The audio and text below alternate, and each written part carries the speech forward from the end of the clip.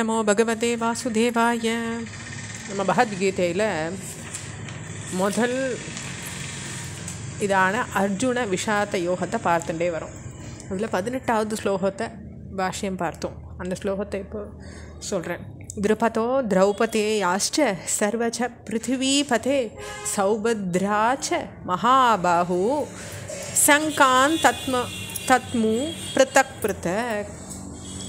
இந்த இடத்துல திருதராஷ்டிர மகாராஜரே, வில்லாளிகளில் சிறந்த காசிராஜன், சிறந்த தேராளியான சிகண்டி, துஷ்டத்யும்னன், அபராஜிதக விராட்டன், பிறரால் ஜெயிக்க முடியாத சாத்தியகி, திருப்பதன் துருபதனும், திரௌபத்யோஷ திரௌபதியினுடைய புத்திரர்களும், தோள்வளையுடைய சுபத்ரையின் குமாரனான அபிமன்யுவும் ஒவ்வொரு திசையிலையும் தனித்தனியாக சங்குகளை முழங்கினாங்கன்னு சொல்கிறாங்க திருதராஷ்டிர மகாராஜா கிட்ட. அடுத்த ஸ்லோகம். சகோஷோதாத்ராஷ்டாணாம்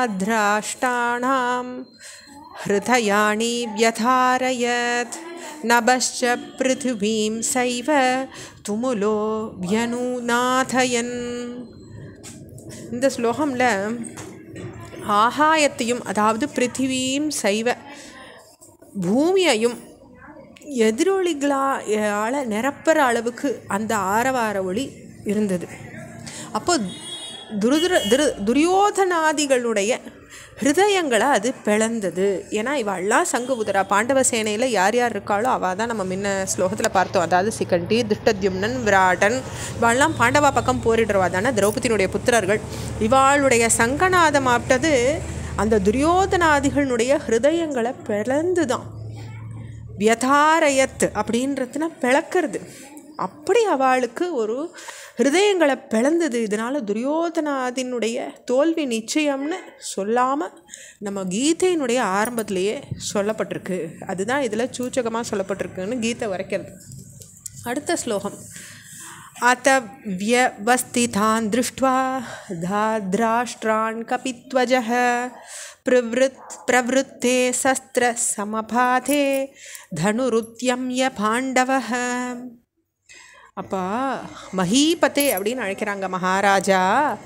அதுக்கு பிறகு குரங்கு கொடியோனுடைய பாண்டவ அர்ஜுனன் வியவஸ்திதான் எதிர் நின்ன தார்தராஷ்டிர, அதாவது துரியோதனாதிகளை பார்த்து ஆயுதங்களை பிரயோகிக்கிற தருணம் வந்ததும் தனுகு வில்ல எடுத்து அப்போ கிருஷ்ணன்கிட்ட இந்த வார்த்தையை அந்த அர்ஜுனன் சொன்னான் அப்படின்னு அந்த ஸ்லோகம் சொல்கிறது. இதம் வாக்கியக, இந்த வார்த்தையை அர்ஜுனன் சொன்னான்.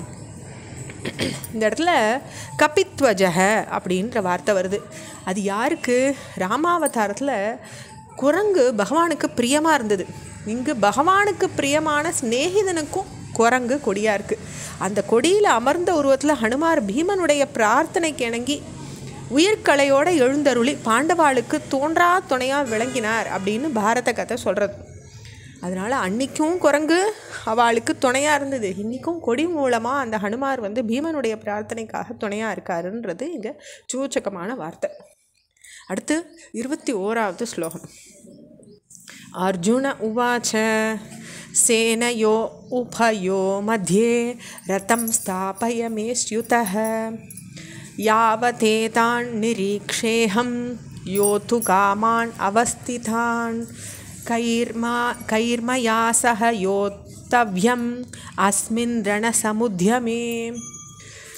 இதில் இந்த 21, 22 ஸ்லோகங்களில் கிருஷ்ணர் இந்த சமுத்தியமே, இந்த யுத்த ஆரம்பத்தில் எதுவரை நின்று பார்த்தோம்னாக்கா, நான் கூடி நிற்கிற யுத்தத்தில் ஆவலாக இருக்கிற இவாளை நன்னா பார்க்குறோம்.